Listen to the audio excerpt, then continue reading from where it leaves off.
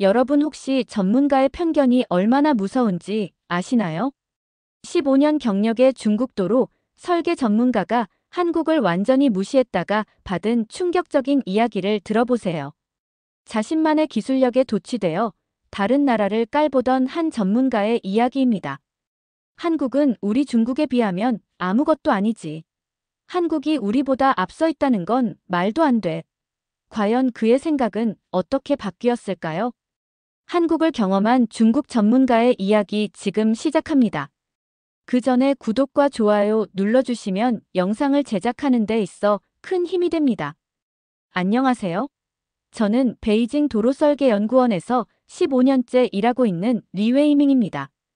42살이 되도록 고속도로 설계만 해왔죠. 중국의 고속도로 기술은 세계 최고라고 자부해왔습니다. 그런 제가 한국으로 출장을 가게 됐을 때의 심경을 솔직히 말씀드리겠습니다. 2024년 3월 회사에서 갑자기 저를 불렀습니다. 왕 부소장님이 저에게 한국도로 인프라 벤치마킹 출장을 가라고 하시더군요. 처음 들었을 때 정말 기분이 좋지 않았습니다. 왜 우리보다 작은 나라에 가서 뭘 배워야 하나 싶었거든요. 사무실에서 동료들과 이야기를 나누던 중이었습니다. 장 엔지니어가 저에게 말하더군요. 한국 고속도로 기술이 선진적이라고 들었다고요. 저는 그 말을 듣고 코웃음을 쳤습니다. 그건 과장된 이야기라고 단호하게 말했죠. 우리 중국이 세계 1위인데 뭘 더 배워야 하냐고요. 제 머릿속에는 확신이 가득했습니다. 중국은 세계에서 가장 많은 고속도로를 보유하고 있습니다. 총 연장이 17만 킬로미터가 넘죠. 한국은 고작 4천 킬로미터 정도밖에 안 됩니다. 규모부터가 비교가 안 되잖아요. 더군다나 중국의 산악지형 고속도로 기술은 정말 세계 최고 수준입니다. 저 혼자 설계한 고속도로만 해도 수십 개가 넘어요. 스촨성의 험준한 산맥을 관통하는 고속도로부터 신장 위구르의 사막을 가로지르는 도로까지 다양한 경험을 쌓았습니다. 그런 제가 한국이라는 작은 나라에 가서 뭘 배울 수 있겠어요? 솔직히 시간 낭비라고 생각했습니다. 하지만 회사 명령이니 어쩔 수 없이 짐을 쌌죠. 마음속으로는 빨리 다녀와서 중국 기술이 얼마나 우수한지 보고서를 작성해야겠다고 생각했습니다.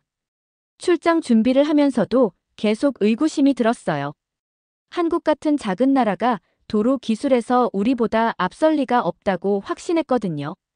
오히려 이번 기회에 한국 기술의 한계를 파악해서 우리 기술의 우수성을 더욱 부각시킬 수 있겠다고 생각했습니다. 동료들에게도 당당하게 말했어요. 한국에 가서 우리 중국 기술이 얼마나 뛰어난지 확인하고 오겠다고요. 그들도 제 말에 동의했습니다. 중국의 기술력을 세계에 알리는 좋은 기회라고 격려해 주더군요. 비행기 표를 예약하면서도 마음 한편으로는 불편했습니다. 왜 굳이 한국까지 가야 하나 싶었거든요. 그 시간에 중국 내에서 더 큰 프로젝트를 진행하는 게 낫겠다고 생각했어요. 출발 전날 밤, 저는 한국에 대한 자료를 찾아봤습니다. 인구 5천만 명, 면적 10만 제곱킬로미터 정도의 작은 나라더군요. 중국과 비교하면 정말 작은 규모입니다. 이런 나라가 도로 기술에서 무슨 특별한 게 있겠어요? 그렇게 편견을 가득 품고 한국행 비행기에 몸을 맡겼습니다. 인천공항에 도착한 순간부터 예상과 달랐습니다. 공항에서 서울로 향하는 고속도로를 타는 순간 저는 당황하기 시작했어요. 도로 표면이 이렇게 평탄할 수 있나 싶을 정도로 매끄러웠거든요. 택시 기사분이 친절하게 설명해 주시더군요. 이 도로가 인천국제공항 고속도로라고 하시면서 2000년에 개통됐다고 하셨어요. 벌써 24년이나 된 도로인데도 이렇게 상태가 좋다니 놀라웠습니다. 차창 밖을 유심히 관찰하기 시작했어요. 제가 15년간 도로 설계를 해온 전문가잖아요. 도로의 품질을 한눈에 알아볼 수 있죠. 그런데 보면 볼수록 신기했습니다. 아스팔트 포장 상태가 정말 완벽에 가까웠거든요. 특히 놀란 건 배수 시설이었어요. 도로 양쪽으로 배수로가 정말 체계적으로 설치되어 있더군요. 중국에서도 배수는 중요하게 생각하지만 이렇게 세밀하게 계산된 건 처음 봤습니다. 빗물이 고일 만한 곳이 전혀 보이지 않았어요. 야간 조명 시스템도 인상적이었습니다. 가로등 간격이 정말 과학적으로 계산되어 있더군요. 너무 밝지도 않고 너무 어둡지도 않은 딱 적절한 밝기였어요. 운전자의 시야 확보와 에너지 절약을 동시에 고려한 설계 같았습니다. 더 놀라운 건 차선 도료였어요. 밤에도 정말 선명하게 보이더군요. 반사율이 상당히 높은 특수 도료를 사용한 것 같았습니다. 중국에서도 반사 도료를 쓰지만 이 정도 품질은 아니거든요. 가드레일 설치도 정말 정교했습니다. 설치 간격부터 높이, 재질까지 모든 게 계산되어 있는 것 같았어요. 사고가 났을 때 충격을 최대한 흡수할 수 있도록 설계된 게 확실했습니다. 저도 모르게 가방에서 수첩을 꺼내서 도로 구조를 스케치하기 시작했어요. 이건 정말 직업병이죠.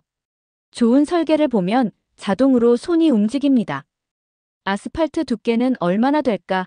하부 구조는 어떻게 되어 있을까? 궁금해지더군요. 마음속으로 이상했어요. 분명히 공항 구간이라서 특별히 잘 만든 거겠지 하고 생각했습니다. 모든 나라가 공항 도로는 신경 쓰잖아요. 중국도 베이징 공항 도로는 정말 잘 만들어져 있거든요. 하지만 계속 관찰하면서 느낀 건 이게 단순히 겉만 번지르르 한 게 아니라는 점이었어요. 정말 기본기가 탄탄한 설계더군요. 도로 기울기, 커브 설계, 시야 확보 등 모든 면에서 운전자의 안전을 최우선으로 고려한 게 느껴졌습니다. 서울 시내로 들어가면서 더 놀란 건 도로와 도로의 연결 부분이었어요. 고속도로에서 일반 도로로 진입하는 구간이 정말 자연스럽더군요. 급작스러운 변화가 전혀 없이 부드럽게 연결되어 있었습니다. 중국에서는 가끔 고속도로와 일반 도로의 연결 부분에서 단차가 생기거나 급격한 변화가 있어서 사고가 나는 경우가 있거든요. 그런데 여기는 그런 문제가 전혀 보이지 않았어요. 호텔에 도착해서도 계속 생각이 나더군요. 겨우 40분 정도 도로를 이용했을 뿐인데 이미 제 예상과 많이 달랐습니다. 하지만 아직 하나의 도로만 본 거잖아요. 섣불리 판단할 수는 없다고 생각했어요. 다음 날 아침, 한국도로공사 직원 김대리님과 함께 경부고속도로를 따라 내려가기 시작했습니다. 목적지는 부산이었지만 중간에 여러 휴게소를 들러보기로 했어요. 김대리님이 한국의 휴게소 문화를 보여주고 싶다고 하시더군요. 첫 번째로 들른 곳이 안성휴게소였습니다. 차에서 내리자마자 느낀 건 정말 깔끔하게 정리되어 있다는 점이었어요. 주차장부터가 달랐습니다. 주차 구획이 정말 과학적으로 나뉘어져 있더군요. 일반 승용차, 대형 버스, 화물차, 장애인 전용까지 모든 게 체계적이었어요. 더 놀라운 건 주차장 구배각이었습니다. 빗물이 고이지 않도록 아주 미세한 경사가 있더군요. 이런 세세한 부분까지 신경 쓴다는 게 정말 인상적이었어요. 중국의 휴게소는 대부분 평평하게 만들어서 비가 오면 물이 고이는 경우가 많거든요. 화장실에 들어가서 더욱 놀랐습니다. 환기 시스템이 정말 완벽했어요. 냄새가 전혀 나지 않더군요. 공기순환이 어떻게 이렇게 잘 될 수 있나 싶었습니다. 제가 보기에는 강제 환기와 자연 환기를 적절히 조합한 시스템 같았어요. 배수 설계도 놀라웠습니다. 바닥에 물이 전혀 고이지 않더군요. 미세한 경사와 배수구 위치가 정말 계산되어 있었어요. 이런 건 단순히 시공만 잘한다고 되는 게 아니거든요. 설계 단계에서부터 치밀하게 계획해야 가능한 일이에요. 장애인 접근성도 정말 잘 되어 있었습니다. 휠체어 이용자를 위한 경사로, 손잡이, 넓은 화장실 칸까지 모든 게 완벽했어요. 심지어 임산부 전용 공간도 따로 마련되어 있더군요. 이런 세심한 배려는 정말 처음 봤습니다. 전기차 충전소 배치도 인상적이었어요. 주차장 입구와 너무 가깝지도 멀지도 않은 적절한 위치에 있더군요. 충전하는 동안 휴게소를 이용하기에 딱 좋은 거리였어요. 이것도 정말 과학적인 설계죠. 김 대리님에게 참지 못하고 질문했습니다. 이 화장실 환기량 계산이 어떻게 되는지 궁금하다고요. 김 대리님이 웃으시면서 정말 전문적인 질문이라고 하시더군요. 그러면서 자세히 설명해 주셨어요. 시간당 공기 교환율이 15회 이상 되도록 설계했다고 하시더군요. 일반적인 건물이 5에서 6회 정도인 걸 생각하면 정말 높은 수준이에요. 게다가 냄새 센서까지 설치해서 자동으로 환기량을 조절한다고 하시더군요. 가장 놀란 건 어린이 놀이 시설이었습니다. 안전 기준이 정말 엄격하더군요. 놀이기구 주변 바닥재, 모서리 처리, 높이 제한까지 모든 게 어린이 안전을 최우선으로 고려해서 만들어져 있었어요. 이쯤 되니까 제 생각이 완전히 바뀌기 시작했습니다. 이건 단순한 휴게소가 아니라 하나의 완성된 시스템이더군요. 모든 요소가 유기적으로 연결되어서 이용자의 편의를 최대화하도록 설계되어 있었어요. 김 대리님이 자랑스럽게 말씀하시더군요. 한국의 고속도로 휴게소는 세계적으로도 인정받고 있다고 하시면서요. 처음에는 과장이라고 생각했는데 직접 보니까 정말 그럴만하더군요. 셋째 날, 드디어 한국도로공사기술연구원을 방문했습니다. 그곳에서 박철민 박사님을 만났어요. 30년 경력의 한국도로 전문가셨죠. 처음 만났을 때부터 느낌이 달랐습니다. 정말 깊이 있는 전문가의 포스가 느껴지더군요. 박사님이 저를 반갑게 맞아주시면서 연구소 내부를 구경시켜 주셨어요. 정말 놀라웠습니다. 도로 포장재 실험실, 내구성 테스트 장비까지 모든 게 최첨단이었거든요. 중국도 좋은 장비가 많지만 이 정도 수준은 아니었어요. 가장 인상적이었던 건 도로 시뮬레이션 시설이었습니다. 실제 도로와 똑같은 환경을 만들어서 다양한 실험을 할 수 있더군요. 온도, 습도, 하중까지 모든 조건을 조절할 수 있는 시설이었어요. 이런 걸로 20년, 30년 후의 도로 상태까지 예측할 수 있다고 하시더군요. 박사님과 본격적인 기술 토론을 시작했습니다. 먼저 휴게소 설계에 대해 물어봤어요. 왜 30km마다 휴게소를 만드는지 궁금했거든요. 박 박사님의 답변은 정말 과학적이었습니다. 박사님이 설명해 주시길 졸음운전 방지를 위한 과학적 근거가 있다고 하시더군요. 일반적으로 고속주행을 30분 이상 지속하면 집중력이 떨어진다는 연구 결과가 있다고 해요. 그래서 평균 시속 100km 기준으로 30km마다 휴게소를 설치한다고 하시더군요. 더 놀라운 건 통계 자료였어요. 이런 방식으로 휴게소를 설치한 후 졸음운전으로 인한 사고율이 40% 감소했다고 하시더군요. 단순히 편의를 위한 게 아니라 정말 생명을 구하는 시설이었던 거예요. 박사님이 말씀하시더군요. 도로는 단순한 교통수단이 아니라 국민의 생명을 지키는 철학이라고요. 이 말을 들었을 때 정말 깊은 감동을 받았습니다. 저도 15년간 도로를 설계해왔지만 이런 철학적인 접근은 생각해 본 적이 없었거든요. 중국에서는 주로 효율성과 비용을 우선으로 고려합니다. 물론 안전도 중요하지만 한국만큼 세세하게 사용자 입장에서 생각해 본 적은 없었어요. 정말 부끄러워지더군요. 오후에는 실제 설계 도면을 보여주셨습니다. 고속도로 한 구간을 설계할 때 얼마나 많은 요소를 고려하는지 정말 놀라웠어요. 지질조사, 환경영향평가, 소음 측정, 심지어 야생동물 이동로까지 고려하더군요. 특히 인상적이었던 건 장애인과 고령자를 위한 배려였어요. 모든 시설물의 높이, 기울기, 재질까지 세세하게 기준이 정해져 있더군요. 이런 건 법적 의무이기도 하지만 정말 사회적 배려가 깊이 배어 있는 것 같았어요. 박사님이 말씀하시길 도로 설계에서 가장 중요한 건 미래를 내다보는 시각이라고 하시더군요. 지금 당장 편리한 것보다 20년, 30년 후에도 안전하고 편리한 도로를 만드는 게 진짜 전문가의 역할이라고 하시더군요. 이런 대화를 나누면서 정말 많은 걸 배웠습니다. 기술적인 부분도 중요하지만 그보다 더 중요한 건 사람을 생각하는 마음이더군요. 제가 지금까지 놓치고 있던 가장 중요한 부분이었어요. 호텔로 돌아와서 하루 종일 본 것들을 정리하고 있는데 갑자기 베이징에서 전화가 왔습니다. 왕 부소장님이었어요. 시간이 좀 늦은 시간이었는데도 직접 전화를 주시더군요. 뭔가 심상치 않다는 느낌이 들었어요. 왕 부소장님이 바로 본론으로 들어가시더군요. 너무 한국을 띄우지 말라고 하시면서 중국이 더 우수하다는 점을 강조해야 한다고 하시더군요. 회사 입장에서는 중국 기술의 우수성을 홍보하는 게 중요하다는 거죠. 솔직히 당황스러웠습니다. 제가 본 것은 분명히 진실인데 왜 거짓말을 해야 하는지 이해가 안 됐거든요. 하지만 회사에서 15년간 일해온 입장에서 상사의 말을 무시할 수도 없는 상황이었어요. 왕 부소장님이 계속 말씀하시더군요. 우리 연구원의 위상을 생각해서라도 중국 기술이 최고라는 점을 부각시켜야 한다고요.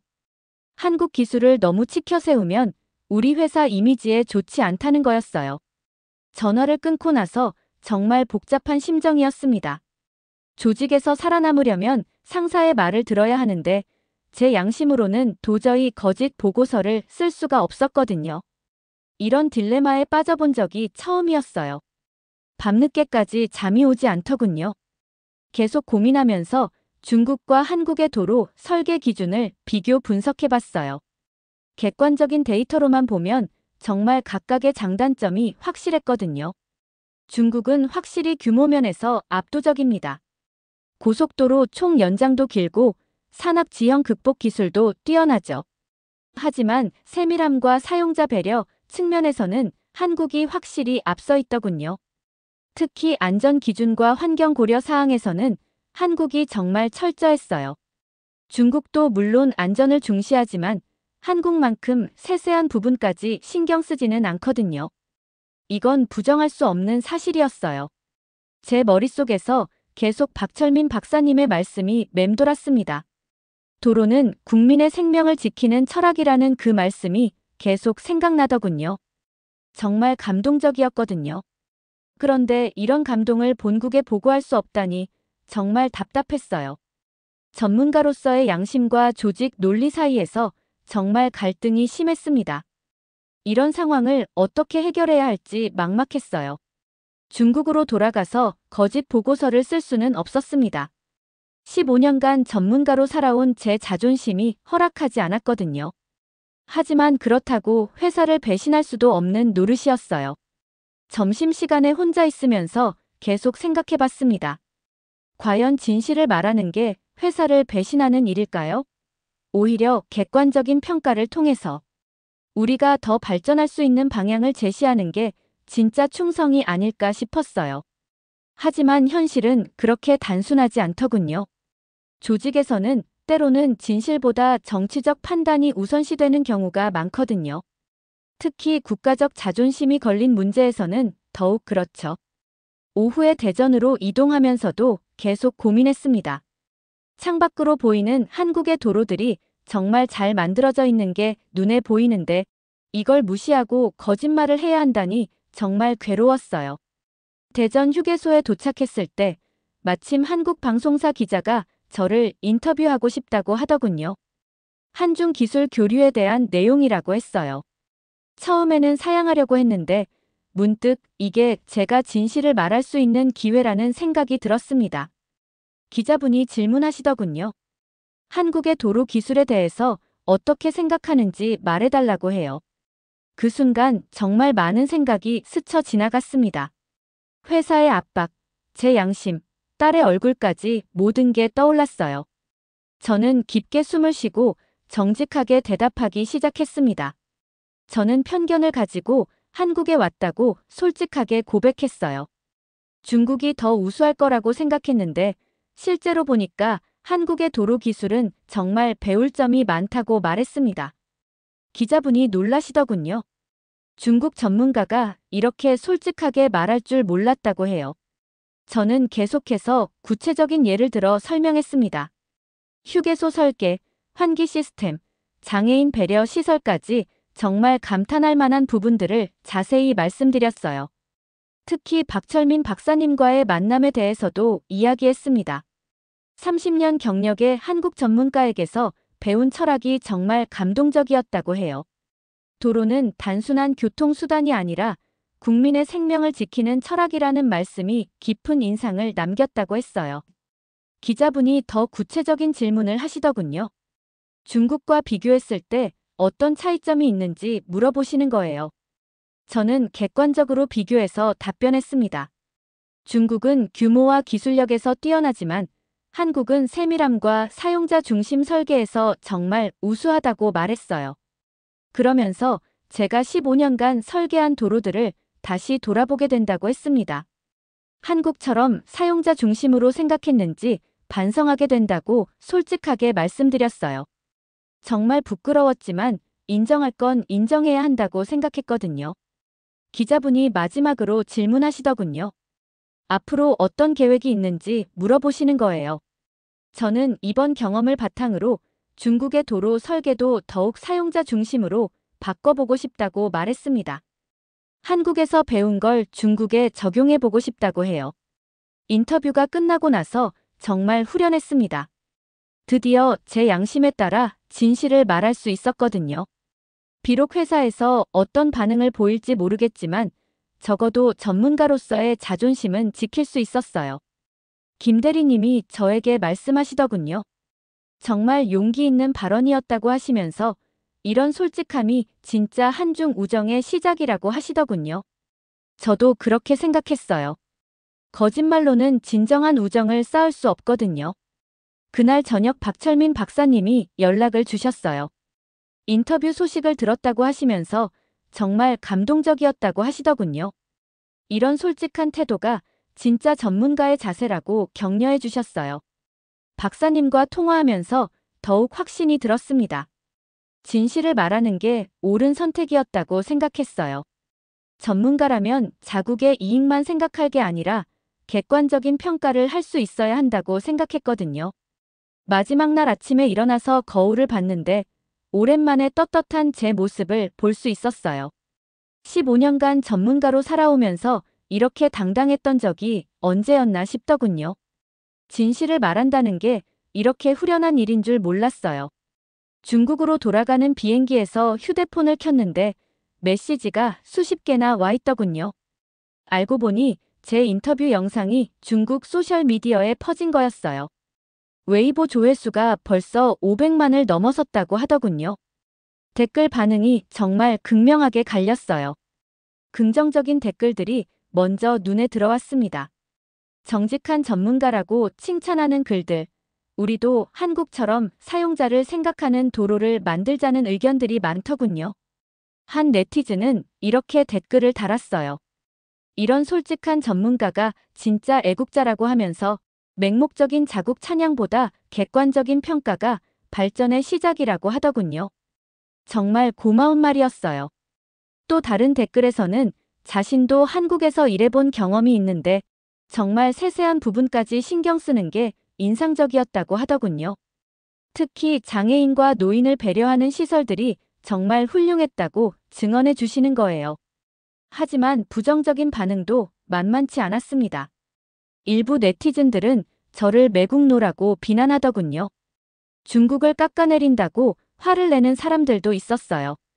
솔직히 이런 반응은 예상했지만 막상 보니까 좀 충격적이었습니다. 하지만 시간이 지나면서 지지하는 목소리들이 더 많아지기 시작했습니다. 특히 해외 거주 경험이 있는 중국인들이나 전문직 종사자들이 제 의견에 동조하는 글들을 많이 올리더군요. 한 교수님은 이런 댓글을 달아주셨어요. 학문과 기술에는 국경이 없다고 하시면서 좋은 것은 인정하고 배우는 게 진정한 발전의 길이라고 하시더군요. 정말 감사한 말씀이었어요. 해외에서 공부하는 중국 학생들도 많은 지지를 보내주었습니다. 실제로 선진국에서 생활해보니 우리가 배울 점이 정말 많다는 댓글들이 있더군요. 특히 사회 인프라의 세밀함에서는 확실히 차이가 있다고 증언해 주시는 분들이 많았어요.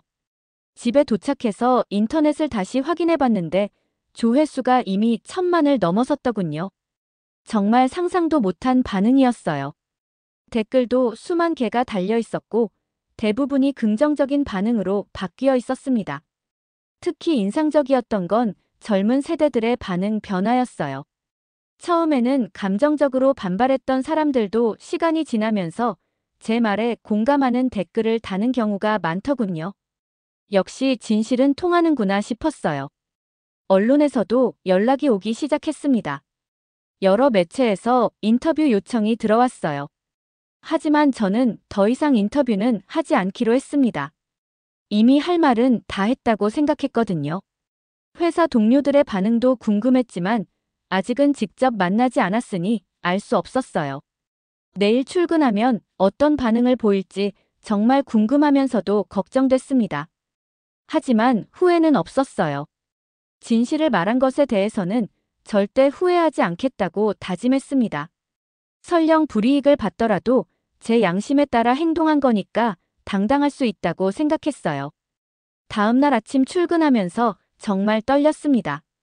동료들이 어떤 반응을 보일지, 왕부 소장님은 뭐라고 하실지 정말 걱정됐거든요. 하지만 예상과 달리 분위기가 나쁘지 않더군요. 제일 먼저 장 엔지니어가 다가와서 말하더군요. 정말 용기 있는 일을 했다고 하면서 자신도 해외 출장 갈 때마다 비슷한 생각을 했다고 해요. 하지만 감히 말하지 못했는데 제가 대신 말해줘서 고맙다고 하더군요. 다른 동료들도 비슷한 반응이었어요. 물론 걱정하는 사람들도 있었지만 대부분은 제 솔직함을 인정해 주더군요. 특히 젊은 동료들은 정말 멋있는 일을 했다고 칭찬해 주기도 했어요. 그런데 정말 놀라운 일이 일어났습니다. 왕부 소장님이 저를 부르시더니 예상과 완전히 다른 말씀을 하시는 거예요. 처음에는 걱정했는데 생각해보니 이런 솔직한 태도가 오히려 우리 연구원의 품격을 높인 것 같다고 하시더군요. 더 놀라운 건 새로운 제안이었습니다. 한중 도로기술 교류 프로젝트를 추진하는데 제가 중국 측 총책임자를 맡아달라고 하시는 거예요. 제 솔직한 태도가 한국 측에서도 좋은 반응을 얻었다고 하시더군요. 알고 보니 박철민 박사님이 직접 우리 연구원에 연락을 주셨다고 해요. 저와 함께 공동 연구 프로젝트를 진행하고 싶다고 제안하신 거죠. 정말 꿈만 같은 일이었어요. 왕부 소장님이 말씀하시길 처음에는 걱정했지만 결과적으로는 정말 좋은 기회가 됐다고 하시더군요. 진실된 태도가 오히려 더 큰 성과를 가져온 셈이라고 하시면서 격려해 주셨어요. 그날 오후에 박철민 박사님과 화상회의를 했습니다. 정말 반가우셨어요. 저의 솔직한 인터뷰가 한국에서도 큰 화제가 됐다고 하시더군요. 이런 진정성 있는 태도가 진짜 국제 협력의 시작이라고 하시면서요. 박 박사님이 구체적인 협력 방안을 제시해 주셨어요. 휴게소 설계 기술, 환경 친화적 도로, 포장재, 지능형 교통 시스템까지 다양한 분야에서 공동 연구를 하자고 하시더군요. 정말 기대됐어요. 특히 인상적이었던 건 상호학습의 정신이었어요. 한국에서 중국이 배울 점도 많다고 하시면서 특히 대규모 프로젝트 관리 경험과 산악 지형도로 기술은 정말 뛰어나다고 인정해 주시더군요. 몇 달 후 다시 한국을 방문하게 됐습니다. 이번에는 공식적인 기술 교류 차원에서 가는 거였어요. 베이징 공항에서 한국행 비행기를 타면서 정말 감회가 새로웠습니다. 비행기 창밖을 보면서 생각했어요. 편견을 버리고 진실을 말했을 때 진짜 전문가가 될 수 있었다고요. 만약 그때 거짓말을 했다면 지금 이런 기회도 없었을 거라는 생각이 들었어요. 한국에 도착해서 다시 고속도로를 달리면서 다짐했습니다.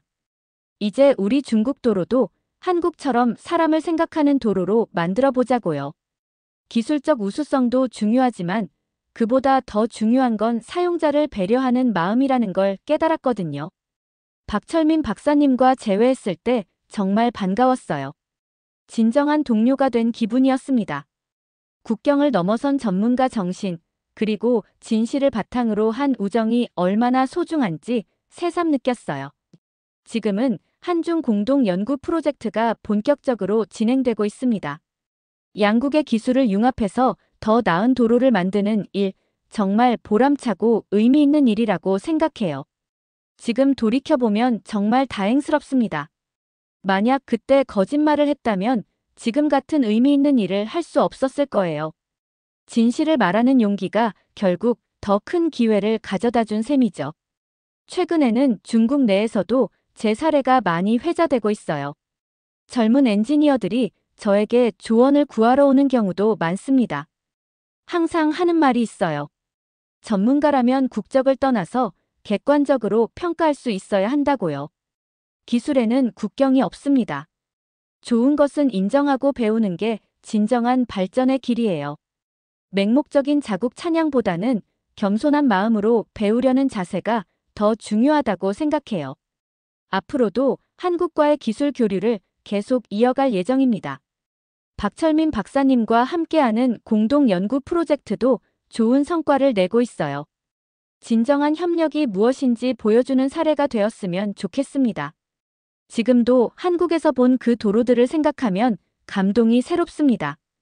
단순히 기술적으로 우수한 것을 넘어서 사람을 생각하는 마음이 담긴 도로들이었거든요. 그런 마음을 배워서 중국에도 적용하는 것, 그게 제 목표입니다. 마지막으로 하고 싶은 말은 이것입니다. 진실은 비록 처음에는 어려움을 가져다 줄 수 있지만 결국에는 더 큰 기회와 성장을 가져다 준다는 것이에요. 저의 이야기가 그것을 증명한다고 생각합니다. 오늘의 이야기 어떠셨나요? 여러분의 생각이나 경험을 댓글에 남겨주세요. 이 영상이 마음에 드셨다면 구독과 좋아요 부탁드릴게요. 다음 영상에서 만나요. 감사합니다.